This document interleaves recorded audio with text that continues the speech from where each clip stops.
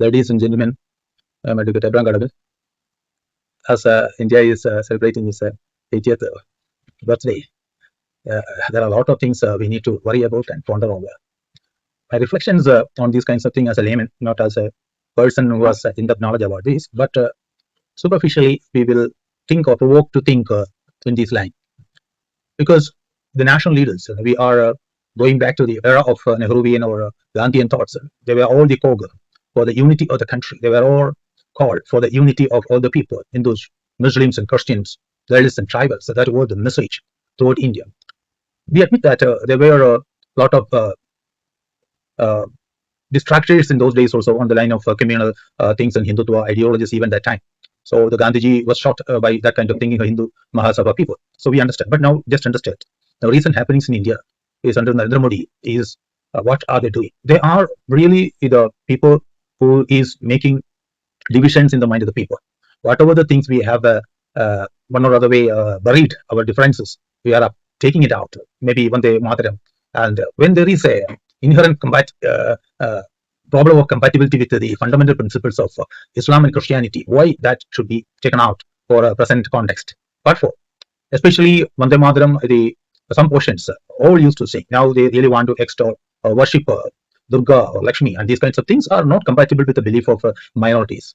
There are a lot of problems, the believers or the minorities, and that is against the fundamental principles of our constitution.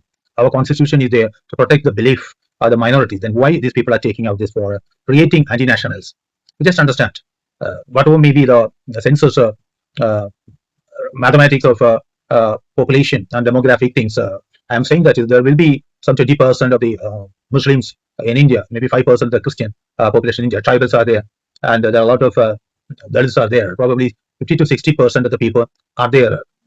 They are actually not in the core principles of Hindutva. Now these parties are celebrating, and entirely different from that. When these parties are thinking of using this as a unifying thing for Hindutva, there will be an element or divisive things also being injected by the other parties, because Hindus are thousands of castes and different beliefs and different belief systems. So that being lifted out by other people, that will be again a problem for Hindutva also. So anyway, ultimately, these are all things are leading to the problems, creating problems in India rather than helping them. Even if I think the effect of in the electorate is minimal nowadays, and the BJP can't have an impact on this communal line of its own fold. Probably some 40% of people maybe one or other way get influenced by these kinds of ideologies, but there will be a lot of distractors, a lot of dissent will happen in that fold also. So why these leaders, so-called leaders who love the country, is making these kinds of problems, creating problems for our unity and our solidarity and our secularism and our strength? So just understand, no other country is not necessary, or enemy country can't do anything of these kinds to India, even by war. We all stand united to fight. Just understand that. We are producing one or two bronze or one silver in Olympics. We are all fighting together. Christians, Hindus, and Muslims, we are getting one or two in Olympics. And if you're thinking that only Hindus are needed in Olympics, how many medals India can get? That's really, you just think of that. Unity is the strength, at least. That's why our constitution is there. Constitution is for the unity, secularism, and patriotism, not with a sound. Especially even at the time of freedom movement, Vande Mataram was actually not accepted by Muslims. They were against that because that was connected with Anandamatam, a novel that was also anti-Muslim. That is, Anandamatam was an anti-Muslim. So that kinds of song being taken again, there some advisory that it should be accepted national song and all the kind of things. Nobody is going to buy that. No one is going to do that. What may happen? That is the thing. So I want to say that Cry My Beloved Country.